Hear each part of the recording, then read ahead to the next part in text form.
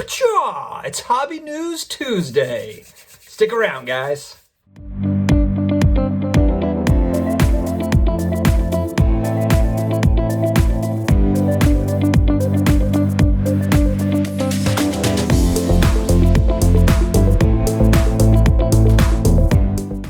Hey, sports card collectors, investors, all my collectibles friends.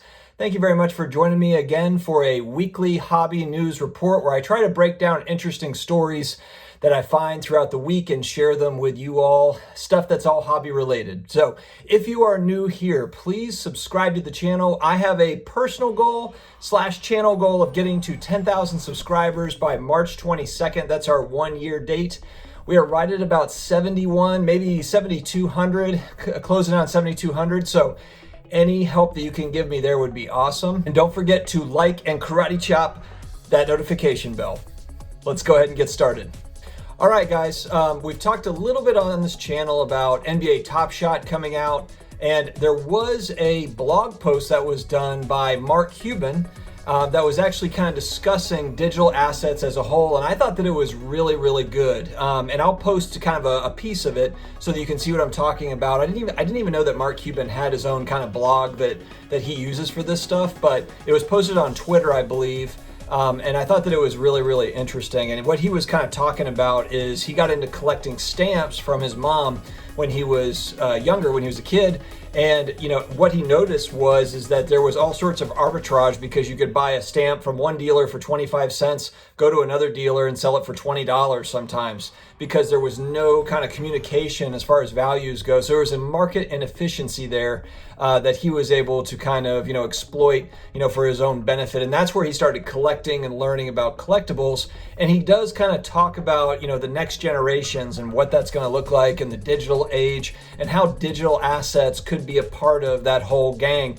And he does mention NBA Top Shot. It's not a blog about strictly NBA Top Shot. He's talking about all sorts of things. And to be fair, I don't think the NBA Top Shot is going to be the last digital asset collectible that comes out. I think it's going to fuel a lot of stuff, to be honest. The numbers, the sales numbers for NBA Top Shot have been astronomical over the last few months as it's come out. It's really taken off over the last few weeks. Slowed a little bit over the last 7 to 10 days, but the site is still in beta. There's so much growth, I think, on that digital collectible side, whether it's with NBA Top Shot or something else completely. I think that we are going to see more and more of that stuff. I think that's going to become more of the norm. So I thought that was just a really interesting blog post coming from Mark Cuban. It's a guy, he's a technology guy, knows his stuff, always seems to be kind of ahead of the curve in some ways. And so I pay attention when he talks about business, technology, and all that stuff. So I thought I would share that with you all. It was interesting. Definitely check that out.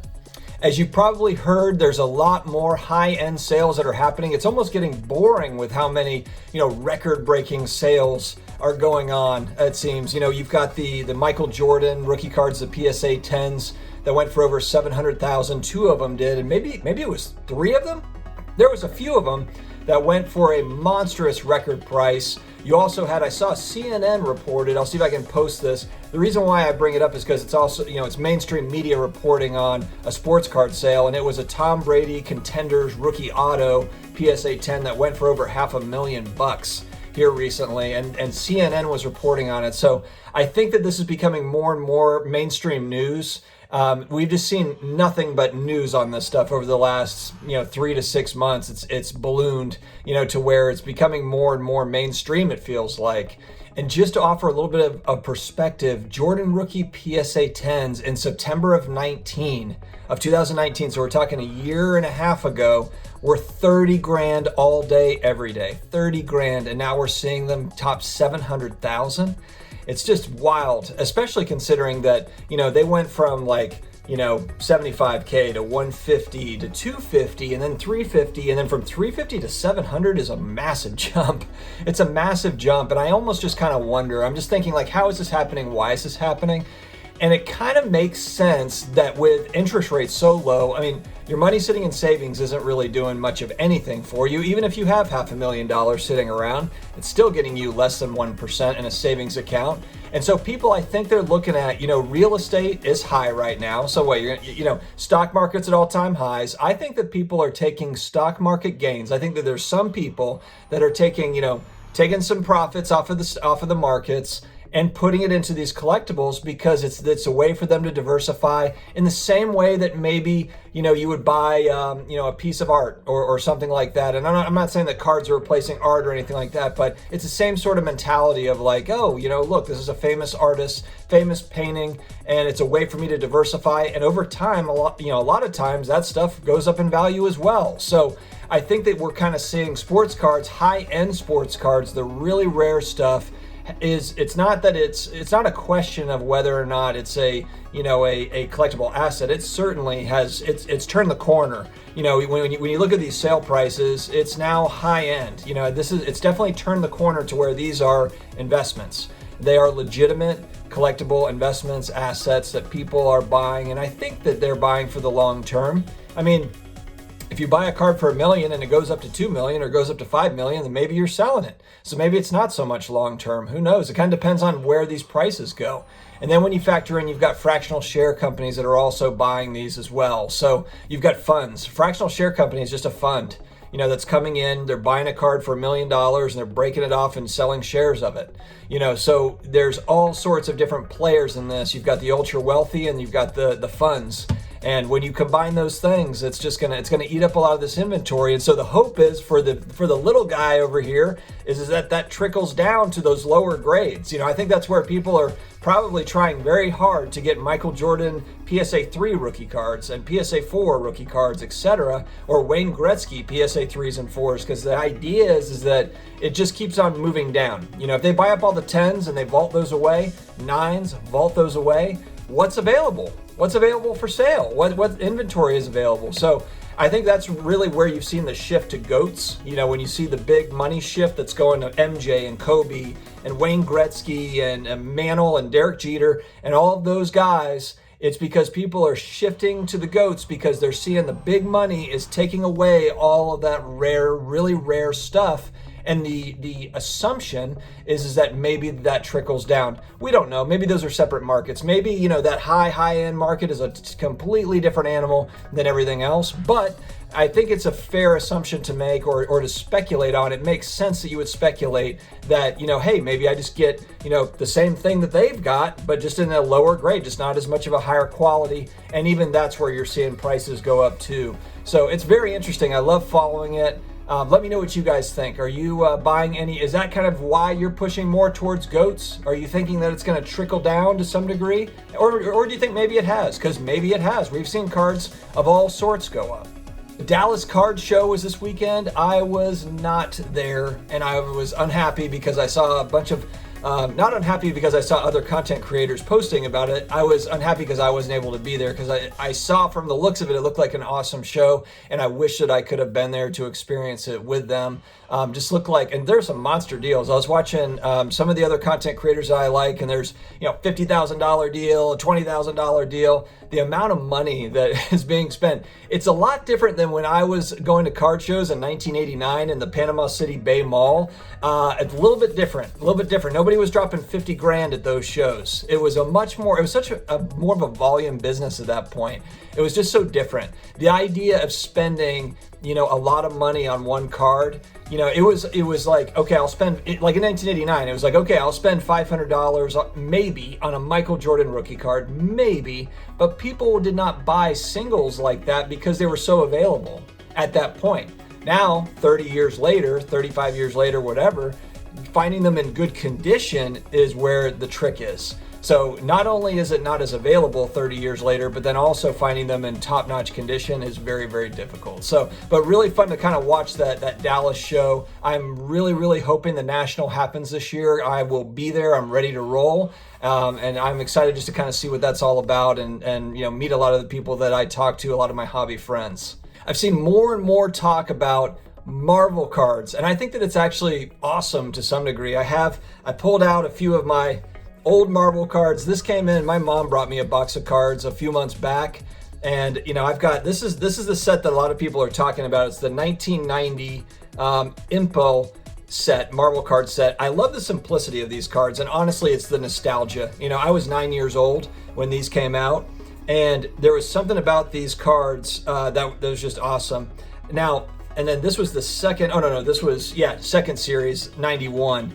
I just like the 90s a little bit better, but people are chasing this 90s set, this Marvel set, and I want to talk about it for a second. And I'm also, actually too, there was someone on Instagram that tagged me yesterday, about a PMG, I think, Iron Man. I'm going to post a picture of that just to kind of give, show his handle and stuff. But I really like some of the really rare Marvel stuff. I think that's cool. Like the PMG Hulks and stuff like that I see are awesome. But I went on just to see what was going on with it. I went on to eBay and I looked up PSA 10s of these. People are trying to sell them for hundreds, thousands of dollars for this in a PSA 10. And look, I understand kind of the appeal of it, and maybe there's not that many PSA 10s out there. I will tell you though, they printed a lot of this set, a lot. This would be considered junk wax era type stuff. They printed a lot of these Marvel sets. So I guess my point is if you're a collector, you just badly want one of these in a PSA 10 and you just want to pay for it now and have it now, fine. But I think that my thing with that is, and I think it'd be cool, honestly, I'd like to have the Venom one. I'd like to have a Daredevil and a Venom in a PSA 10, but I'm going to wait. And the reason why I'm going to wait is because everyone's going to go get these graded. Everyone's going to go and throw these out. And you know what? Maybe I'll just get a 9. Like, I don't necessarily need a 10. And what's going to happen, though, is right now, pop reports are really low on these, super low. But they won't be low because people are going to send these in. And it kind of reminds me a lot, too, of what happened with soccer cards. Not a lot of graded soccer cards, and there's still not a lot of graded soccer cards, but it's one of those markets that it wasn't a market until this year. It slowly became one. It kind of had like a flash of popularity, and then it kind of simmered down, and now it's kind of coming around. We've got Euros coming up. This kind of reminds me of the same deal, although these are non-sports cards. Marvel, huge brand, so this is kind of a different animal. There's some cool holograms as well that are in and there's Marvel masterpieces too from 1990 to 94. There's some really, really cool Marvel cards out there, but I think that there's one, I think it was 94 or 95, there's a really rare Marvel masterpieces set where those are very, very expensive because they were short printed. But outside of that, these 90 to 94 sets are very, very common. Very, very common. So that would be my only thing is if you want this, if you badly, badly want it now graded, then fine, you pay for it graded, but there will be more and more of those to choose from. The supply on that is going to go up, in my opinion. I think if that turns into a thing where people are like, we're getting into Marvel cards, there's going to be a lot of graded options that come out. So I would just say, unless you're collecting it, just be patient so that you're not paying $1,000 for a PSA 8 Daredevil or whatever it is. I think that just because the prices are high because supply is low. There's just not graded options, but as that supply goes up, prices come down. It's how it works. It's how it works with just about every market. So that's my only thing. I love those cards too, by the way. Absolutely love them.